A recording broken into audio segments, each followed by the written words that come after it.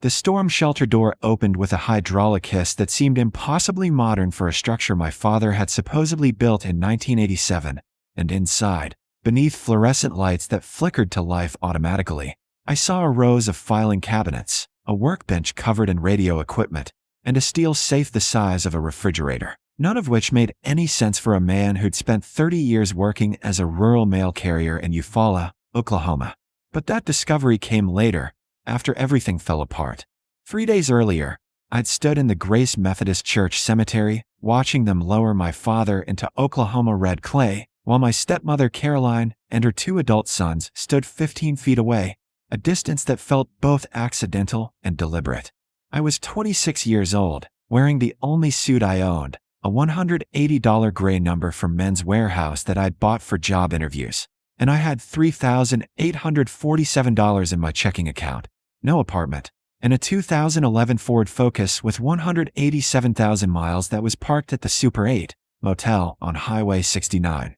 Dad had died of a heart attack at 63, sudden and complete, while checking mailboxes on rural Route 7.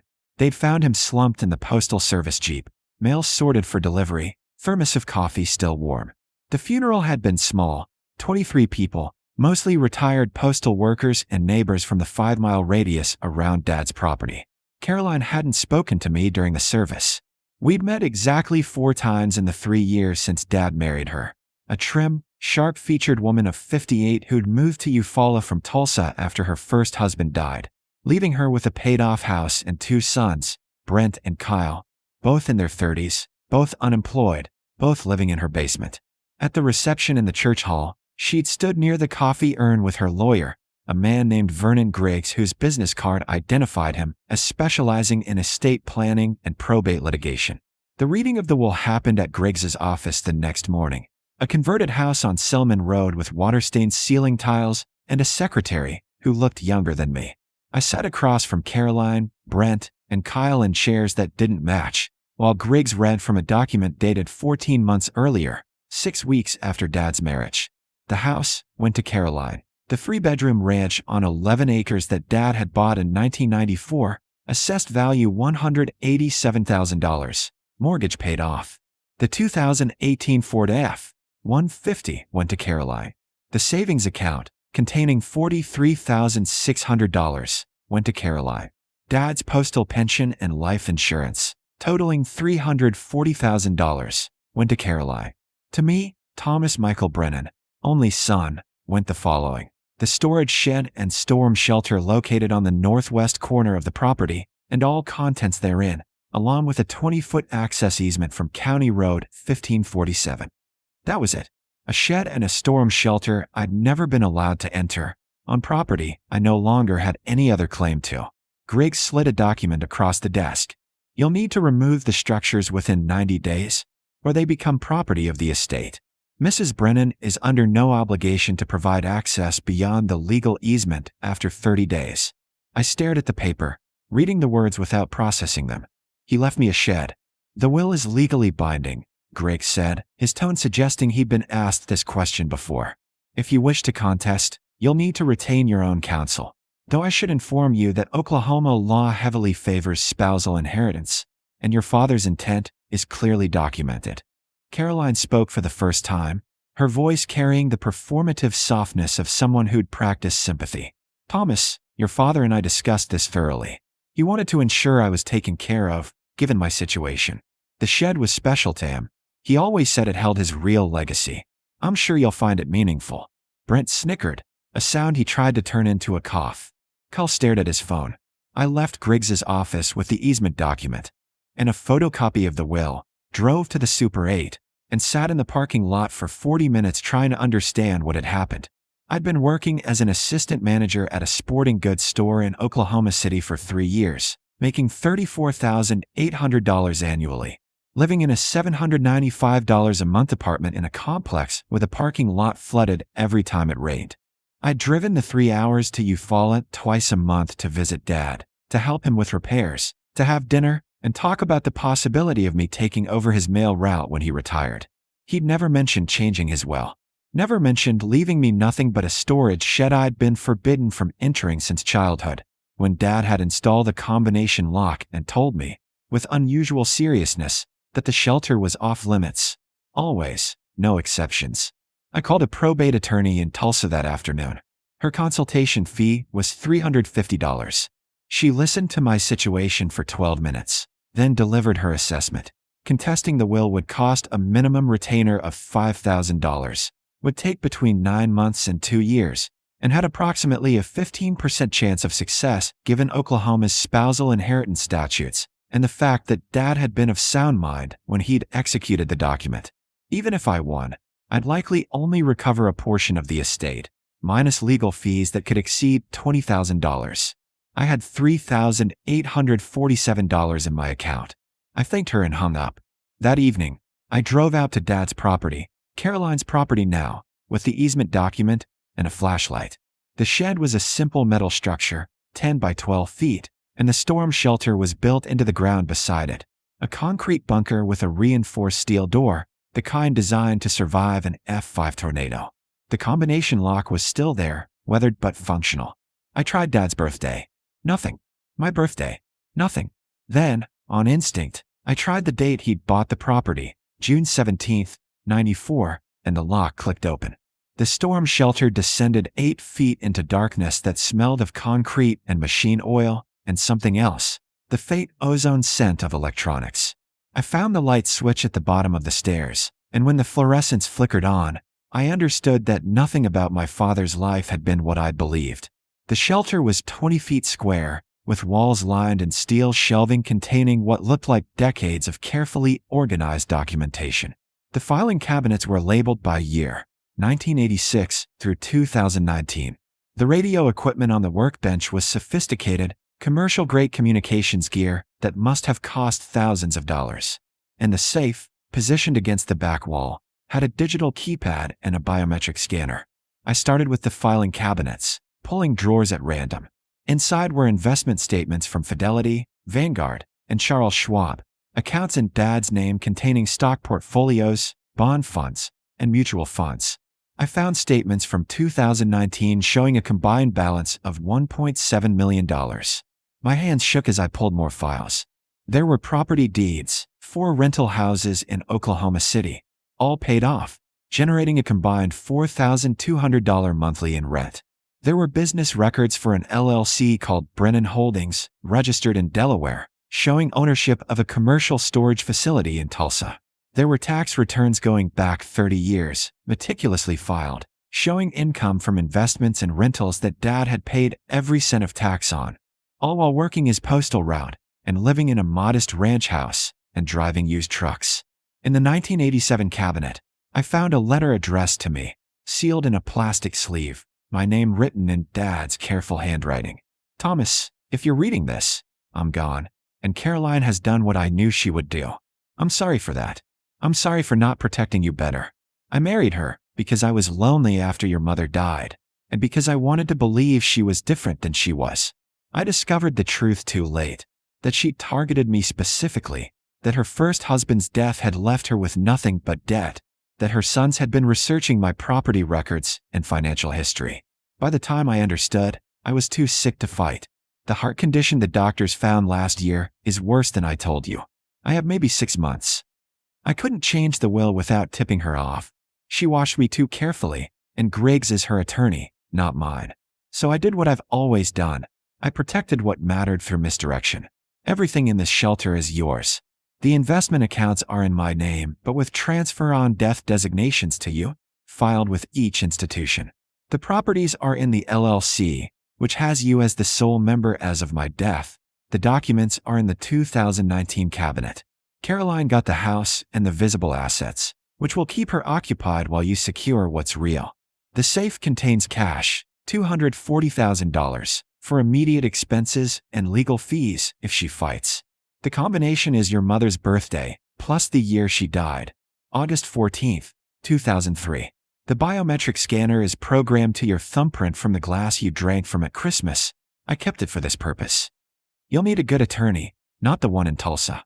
There's a name in the safe, Margaret Shun in Oklahoma City, specializing in estate and fraud cases. I've already paid her a retainer. She's expecting you. I know this seems paranoid, But I spent 30 years delivering mail to people's homes, seeing the foreclosure notices and the court summons and the evidence of lives destroyed by trust placed in the wrong hands. I loved your mother, and when she died, I promised myself I'd make sure you were protected, that you'd have a foundation no one could steal. Don't be angry that I let Caroline take the house. It's worth $187,000, and she'll sell it within a year and blow through the money just like she did with her first husband's insurance. What you have is worth 30 years of careful planning. Use it to build something better than I did. I'm proud of you for doing it on your own, for refusing handouts, for making your way at that store even though I know the pay is terrible. That integrity is worth more than any of this. But now you don't have to choose between integrity and security. You can have both. Dad. I sat on the concrete floor with the letter in my hands, reading it 3 times, and felt something crack open in my chest. Grief and rage and estranged, fierce gratitude all mixed together. He'd known. He'd seen what was happening and he'd planned for it. Had spent his last month setting up this elaborate shell game to make sure I was protected. The safe opened with my mother's birthday, August 14th, 2003, and my thumbprint, which the scanner accepted after 2 tries. Inside were vacuum-sealed bundles of $100 bills, totaling exactly $240,000, and a brown accordion folder labeled Thomas, Legal Documents. The folder contained transfer-on-death beneficiary designations for every investment account, all filed and notarized. LLC operating agreements showing me as sole member upon Dad's death. Property deeds for the 4 rental houses. Business licenses for the storage facility. And a contract with Margaret Shun, attorney at law, dated 3 months earlier, with a $15,000 retainer already paid. There was also a thumb drive labeled evidence. I took everything upstairs to my motel room and spent the night going through it all. The thumb drive contained recordings, audio files from what must have been a hidden device in Dad's house.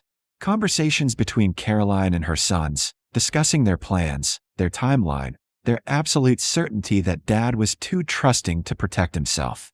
There was a recording of Caroline on the phone with Vernon Griggs, discussing how to structure the will to minimize my inheritance while avoiding legal challenges. There was a recording of Brent joking about the mail carrier's retirement plan finally paying off. The recordings were dated across 6 months, ending 2 weeks before Dad died. By morning, I had the full picture. Dad had collected evidence of Caroline's intentions, had restructured his real assets into entities she didn't know existed, and had left her the visible estate as both bait and punishment, just enough to satisfy her immediate greed while giving him time to secure everything that mattered. I called Margaret Shun at 9 a.m.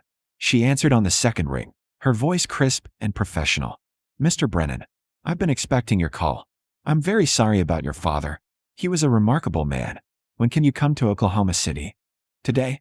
This morning. Good. Bring every document from the shelter. We have work to do. Margaret Shun's office occupied the 14th floor of a glass tower on Robinson Avenue in downtown Oklahoma City, a space of polished marble and floor-to-ceiling windows overlooking the city. She was 48 years old, impeccably dressed in a charcoal suit, and she'd been practicing estate law for 22 years. Dad had chosen her because she'd successfully defended 3 separate cases of inheritance fraud in the past 5 years, and because she had a reputation for being ruthlessly thorough. We spent 4 hours going through the documents. She verified every transfer-on-death designation, every LLC filing, every property deed. The investment accounts totaled $1,734,600 as of the previous Friday. The rental properties generated $50,400 annually. The storage facility produced another $78,000 yearly.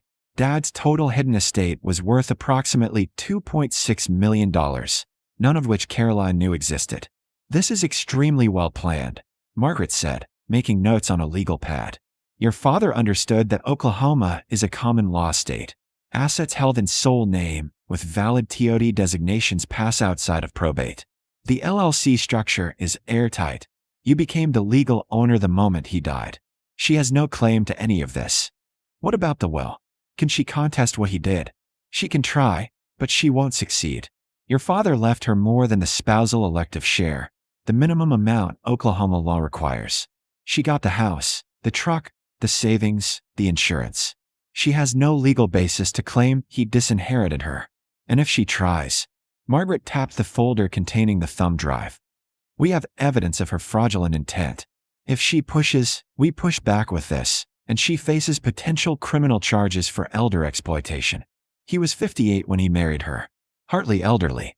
The statute defines it as financial exploitation of a vulnerable adult. Your father's heart condition, which he was diagnosed with while married to her, qualifies. The recordings of her discussing inheritance timelines while he was ill are damning. Margaret's expression was hard. Your father didn't want to prosecute her. He just wanted to protect you. But if she forces our hand, we will destroy her. I spent the next week executing the transition. Margaret filed all necessary documents to transfer the investment accounts into my name. I met with the property management company that handled Dad's rental houses. They'd been sending checks to a P.O. box in Oklahoma City for years, deposited into an account Caroline had never seen. I visited the storage facility in Tulsa, a well-maintained property with 92 climate-controlled units, 90% occupied. The manager, a woman named Ruth who'd worked with Dad for 15 years, shook my hand with genuine warmth. Your father was a good man, she said. Honest, fair, always took care of the property. He talked about you constantly. Said you were building something real on your own, that you didn't need his help, but you'd have it when the time was right. By the end of the second week, I deposited $240,000 in cash across 3 banks, staying below reporting thresholds Dad had noted in his instructions. I'd quit my job at the sporting goods store with 2 weeks' notice. I'd given up my apartment in Oklahoma City, and I'd moved into one of Dad's rental houses, a 2-bedroom bungalow in the Gatewood neighborhood that had just come vacant, worth $165,000, with hardwood floors and a backyard garden. Caroline called on day 27 of my 30-day access period. I was at the shelter, removing the last of the filing cabinets, loading them into a U-Haul I'd rented. Thomas, I wanted to check on your progress. You'll need to have everything cleared by Friday. I'm aware. I'll be done by tomorrow. A pause. I hope you found whatever you were looking for. I know your father could be sentimental about strange things. I thought about the recordings, about her voice on the phone with Griggs, about Brent's laughter. I found exactly what he wanted me to find. Well, good. I'm glad something positive came from this difficult time. Her tone was warm, practiced. I hope we can stay in touch. You're still family. I ended the call without responding. On day 29, I removed the storm shelter door itself. It was my property, after all, and filled in the entrance with concrete. I mixed myself, creating a flat pad that would grass over within a season. Caroline would be left with a metal shed containing nothing but empty shelves and a concrete slab where a storm shelter used to be. She'd never know what she'd missed. 3 months later, Margaret Chin called with news. Caroline had listed Dad's house for $209,000, selling it within 2 weeks to a family from Tulsa. She'd purchased a new Cadillac Escalade for $78,000 and co-signed a lease on a condo in Tulsa for Brent and Kyle, 18 months at $2,400 monthly. Her spending rate, based on public records and Margaret's investigation, suggested she'd exhaust the inheritance within 2 years. She's making exactly the choices your father predicted, Margaret said. Some people can't help themselves. I didn't feel satisfaction exactly. Just a quiet confirmation that Dad had understood people in a way I was only beginning to learn. I sold the storage facility that spring for $890,000. The management was beyond my expertise, and the cash allowed me to pay off the mortgages on 2 of the rental houses, creating a completely debt-free income stream of $50,400 annually. Combined with investment returns averaging 7%, I had financial independence at 26 years old, with 0 debt and a paid-off home. But the money, weirdly, wasn't the part that mattered most. What mattered was the filing cabinet I kept from the shelter, the one from 1987, the year he'd started planning. Inside were notebooks detailing every investment decision, every property purchase, every calculation. Dad had been teaching himself finance while delivering mail, studying at the Eufaula Library on lunch breaks, building expertise 1 book at a time. He'd started with $800 and a used copy of The Intelligent Investor. He'd made mistakes. There were records of losses, bad stock picks, a rental property that had flooded and cost him $12,000 in repairs. But he'd kept going, kept learning, kept building something that no one could see from the outside. For 30 years, he'd driven a mail route and lived modestly and hidden the fact that he was financially independent because he understood that visible wealth attracted the wrong kind of attention. The last notebook, from 2019, contained a final entry. Thomas graduates to manager next month, $34,800 salary. Called to congratulate him. He sounded tired but proud. Didn't ask for help. That's my son. When the time comes, he'll have everything he needs, and he'll have earned the wisdom to use it right. I framed that page and hung it in my home office, next to a photograph of Dad in his postal uniform, standing beside his delivery Jeep on some anonymous rural road. A year after his death, I enrolled in a financial planning certification program at UCO. I kept 2 of the rental properties and sold the other 2, using the proceeds to fund a scholarship at Eufaula High School for students pursuing careers in trades or civil service, the kind of practical paths Dad had respected.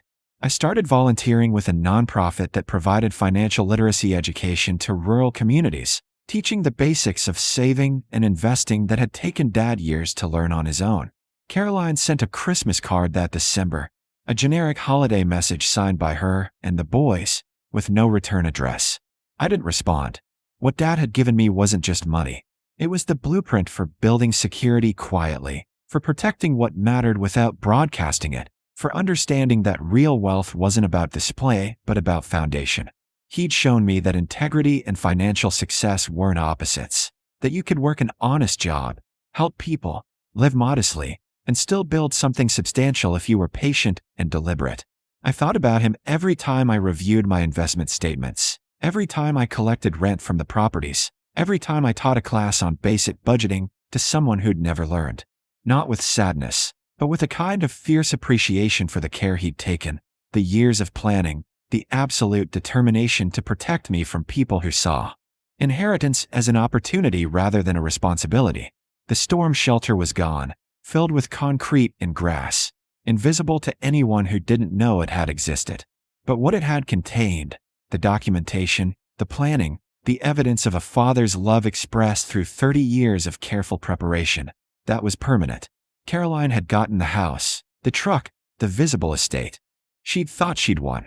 But Dad had taught me the most important lesson, that what people can see is almost never what actually matters. The real inheritance was the example he'd set, the proof that you could build something meaningful through patience, discipline, and the absolute refusal to let other people's greed define your worth.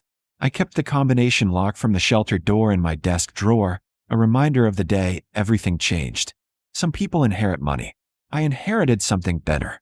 The knowledge that I came from someone who'd valued my future more than his own comfort, who'd planned for my protection even as he was dying, who trusted that I'd understand the gift for what it really was. Not rescue, confirmation. And in the end, that was worth more than any amount of money could ever be.